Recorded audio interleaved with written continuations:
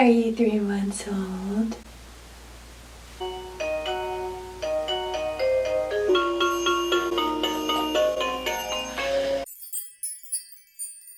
Leo's a little bit grumpy right now because it's past his nap time, which we have now because we're on a schedule. He's sleeping really good, not quite through the night yet. He still wakes up once or twice to eat, but I don't mind. I miss him when he goes to sleep, so I love going in his room at 1 a.m.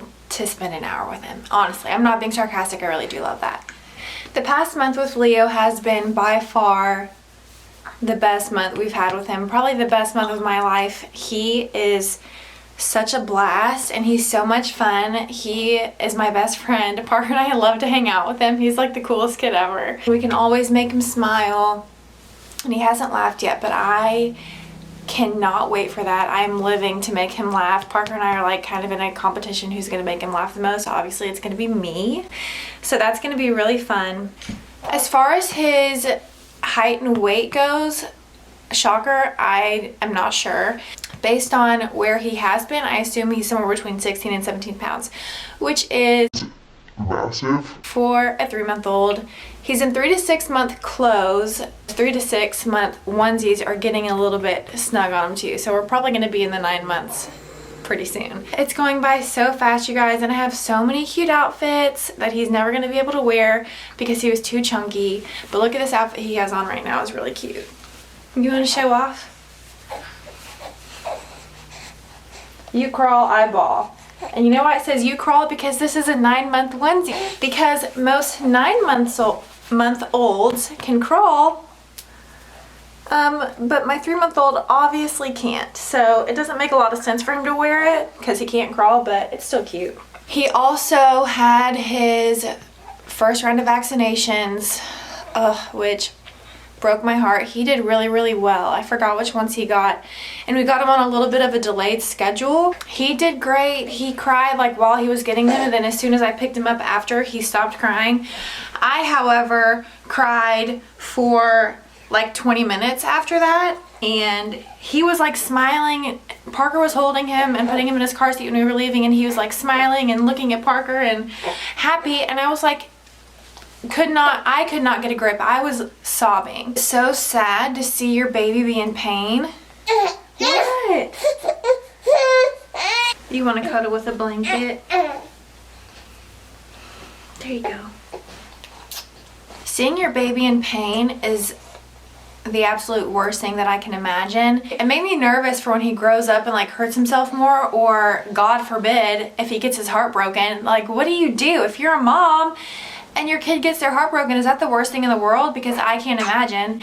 And I like get sad when I think about Leo one day having a girlfriend. I'm like, that is so rude. Here's some things Leo loves. He loves being cuddled. He loves cuddling up with blankets. He loves taking baths. He loves bumpy car rides. He loves music. He loves watching TV. The apple doesn't fall far from the tree. Parker and I love binge watching shows, if you didn't know that. He loves his passy, and if he doesn't have his passy, then he will just stick his entire hand in his mouth, which makes me nervous that he's teething, because teething babies and breastfeeding, pray for me. Where was I? He hates tummy time, and he hates, that's pretty much it actually. There's not much else he doesn't really like. He got a new chair that he really likes, and I told myself when I had a baby, I was like, I'm not gonna get all these ugly primary color toys for my kids. My kids are gonna have like really modern looking, simple, sleek stuff because I don't want my house to look crazy and tacky.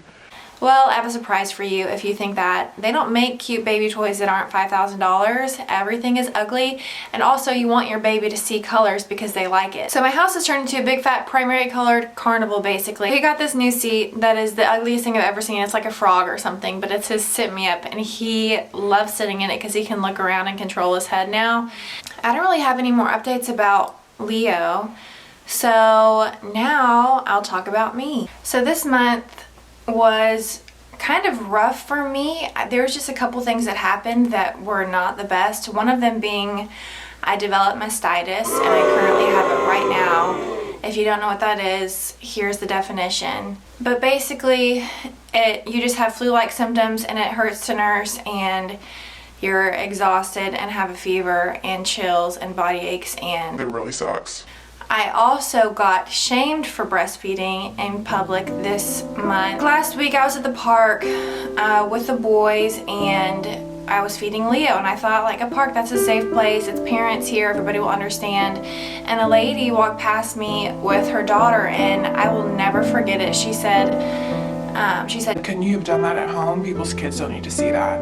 And she just kept walking and I didn't have time to respond, and even if I did, I don't know that I would have been able to, because I was so shocked. Like, I almost thought she was kidding at first. Like, there's no way a mom is gonna say that to another mom, especially in front of your kids. But I was about to start bawling and lose it at the park because I was so emotional. I was so embarrassed, and I just felt like, oh my gosh, she's right. I can't do this here. Then I was like, wait a second. Yes, I can. This is like, I'm covered up all the time. I'm not flashing anybody, first of all. Second of all, people's kids do need to see that because they need to know that that's what boobs are for. I just was honestly shook. Every time I see a mom ever breastfeeding her kid ever, I will stop and tell her, like, great job, you're doing awesome. It also kind of made me stop and think, like, I don't know what that lady's been through. She obviously had been hurt by something. Maybe she wanted to breastfeed and couldn't. Maybe she's had a bad week. Maybe, like, it's just not going well for her right now, so she felt the need to be mean to me. I don't know.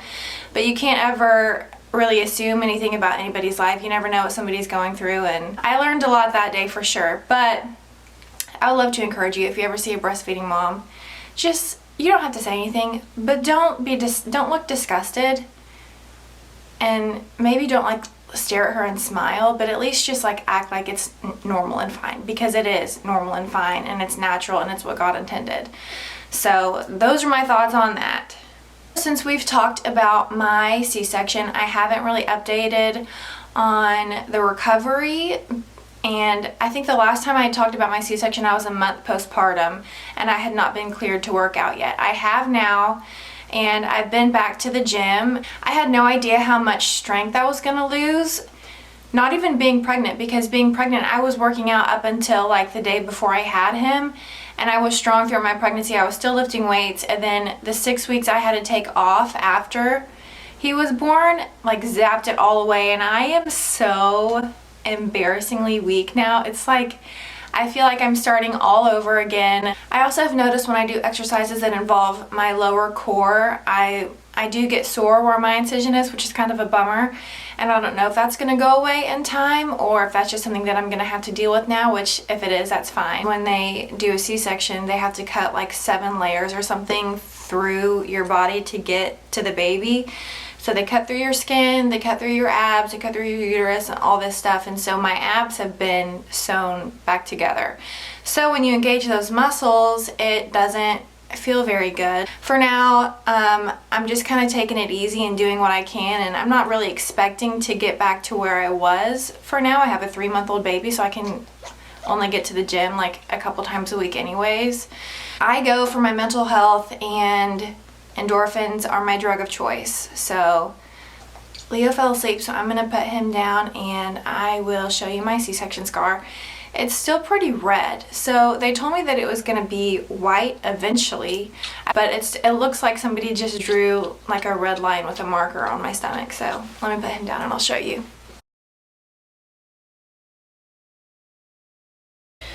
All right, so here she is. My cute little pencil line, still very crooked and pretty visible, I think. I call it my zipper because I feel like they just like zipped it open, pulled them out, and zipped it closed. And I'm sure next time I have a baby, they're gonna just unzip it and pull my next baby out, because I guess I have just babies with big heads. I'm gonna insert some clips that I've taken of Leo the past month that I'm sure will make me sob when I watch this video in 5 years and I don't have a baby anymore. But enjoy, and I love you, and I'll see you next time. Mwah!